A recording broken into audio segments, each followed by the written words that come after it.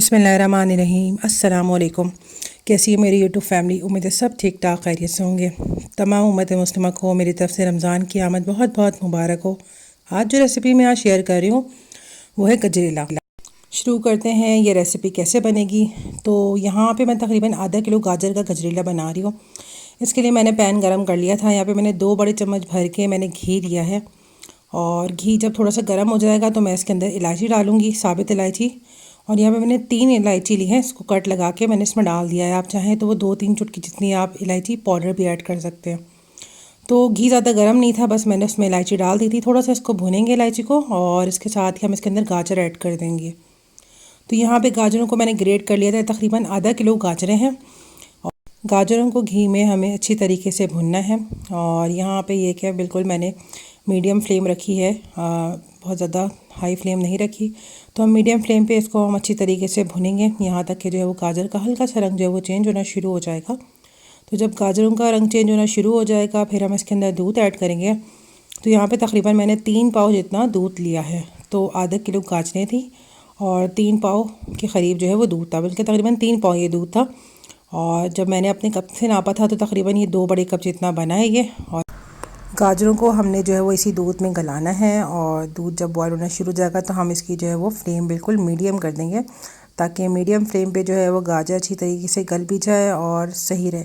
अच्छा जी, यहाँ पे यह है कि बॉयल आना शुरू हो गया था दूध में, तो यहाँ पे मैंने इसको जो है वो बिल्कुल मीडियम फ्लेम पे मैंने छोड़ दिया था।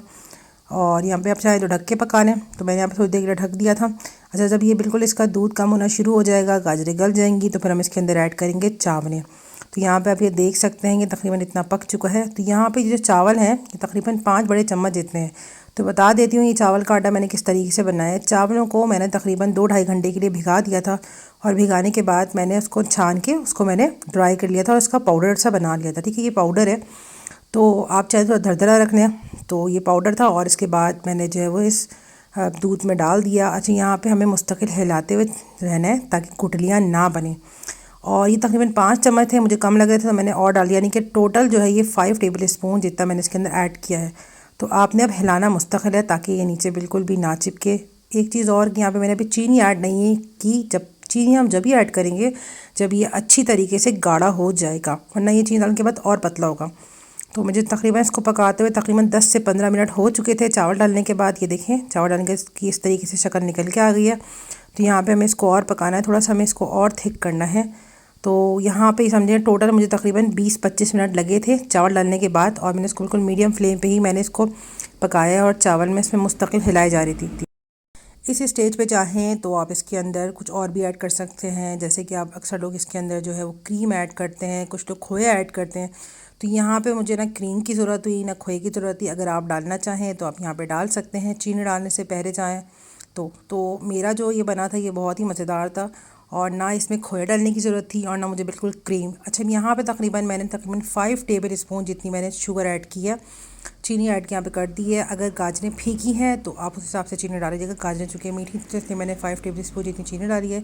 चीनी डाल के इसको हम जो है वह 2-4 मिनट और पकाएंगे। उसके बाद हम इसको करेंगे डिश आउट। हिलाना आपने मुस्तकिल है ताकि जो है कोई भी चीज़ नीचे ना लगे। वैसे तो ये मेरा नॉन स्टिक है पतीला पैन जो है, लेकिन इसमें चिपकेगा नहीं, लेकिन फिर भी जो है हम इसको हिलाते रहेंगे क्योंकि बहुत ज़्यादा गाढ़ा भी नहीं करना है हमें।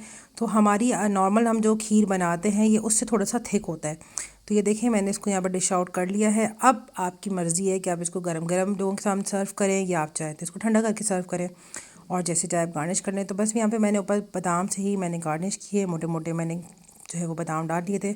सबसे मज़ेदार बात यह है कि ये भी बहुत आसान तरीके से बनती है, जैसे आप खीर बनाते हैं बिल्कुल वैसी है। लेकिन चूँकि कभी कभी दिल करता है कुछ नया ट्राई किया जाए मीठे में भी, तो ये मैंने फ़र्स्ट टाइम मैंने ट्राई की थी।